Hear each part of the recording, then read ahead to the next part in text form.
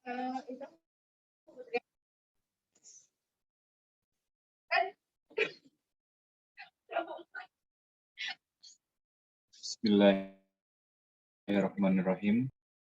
Assalamualaikum warahmatullahi wabarakatuh. Selamat malam, selamat siang, dan selamat petang bagi rekan-rekan semua. Perkenalkan, nama saya Muhammad Sodik. Saya di sini sebagai mahasiswa di Universitas 11 Maret sebagai pengembang di Green Accounting and Resource Efficiency Accounting di dalam sebuah perusahaan publik yang berkembang di lingkungan hidup itu sendiri. Saya akan memaparkan terkait masalah jurnal yang akan saya sampaikan, Pak. Resource Efficiency Accounting dan pengaruh Green Accounting terhadap cost accounting dalam meningkatkan keberlangsungan usaha serta resource efisiensi sebagai variabelnya.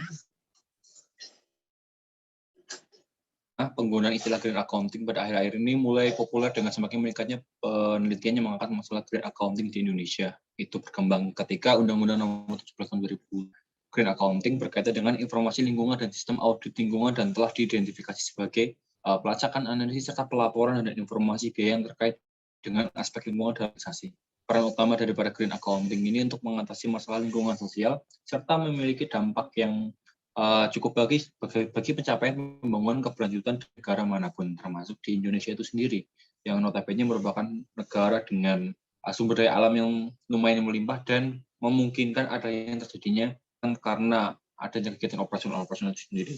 Sehingga isu-isu tanggung jawab sosial dan lingkungan adalah sebagai kunci daripada pendekatan manajemen atau biasa disebut dengan flow management yang bertujuan secara khusus untuk mengelola proses manufaktur dengan aliran material, energi, dan data. Kemudian Green Accounting ini berkaitan erat dengan informasi lingkungan dan sistem audit lingkungan yang telah diidentifikasi sebagai identifikasi, pelacakan, analisis, serta informasi biaya terkait dengan aspek lingkungan dari suatu organisasi. Peran utama daripada Green Accounting adalah mengatasi masalah lingkungan sosial serta dampak pada pencapaian pembangunan berkelanjutan dan lingkungan yang mempengaruhi perilaku perusahaan dalam menghadapi isu-isu tanggung jawab sosial dan lingkungan. Setelah itu, Green Accounting juga digunakan sebagai upaya perusahaan untuk membantu dalam mencapai tujuan perusahaan pada stakeholder perusahaan itu sendiri. Pada dasarnya, konsep Green Accounting sudah berkembang pada tahun 1970-an, namun baru mulai digencarkan pada tahun sekitar 2070. Kemudian di Indonesia itu sendiri, peraturan terkait dengan lingkungan hidup diatur pada Undang-Undang Republik Indonesia Nomor 32 Tahun 2009 tentang perlindungan dan lingkungan hidup. Ini yang dimaksud dengan lingkungan hidup adalah kesatuan ruang dengan gaya, keadaan, dan makhluk hidup itu sendiri, termasuk manusia dan perilakunya, yang mempengaruhi alam itu sendiri, kelangsungan kesejahteraan manusia sebagai makhluk hidup di antara sebagai macamnya. Karena itu, Green Accounting menjadi sebuah penting, karena perusahaan sebagai daripada pasar barang itu sendiri perlu menyampaikan informasi mengenai aktivitas sosial dan perlindungan terhadap lingkungan kepada stakeholder perusahaan. Perusahaan tidak hanya menyampaikan informasi mengenai keuangan kepada investor, namun juga perlu memperhatikan kepentingan sosial di mana perusahaan tersebut beroperasi. Dalam upaya untuk berkontribusi pada masalah penguraian limbah atas proses kegiatan operasional mereka itu sendiri, manajemen kontemporer mengembangkan alat pengumpulan kuantifikasi limbah tertentu atau biasa disebut dengan material flow cost accounting untuk memberikan informasi secara keuangan dan non-keuangan dalam rangka mendukung keputusan oleh para manajer. Biaya-biaya yang terkait lingkungan umumnya adalah biaya pengolahan limbah, pembuangan limbah, pembangunan instalasi.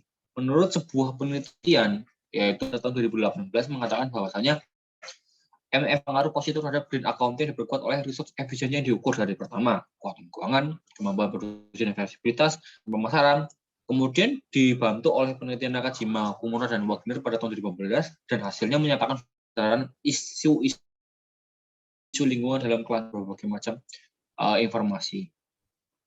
Karena pada saat itu, menurut Marota, penelitiannya itu sendiri yang bertajuk ME, dia menggunakan sebuah biaya produksi luas area pabrik dan nilai dari hasil produksi sebagai variabel dalam FHCA yang menghasilkan pengaruhan antara perusahaan dengan penggunaan MFCA-nya itu sendiri.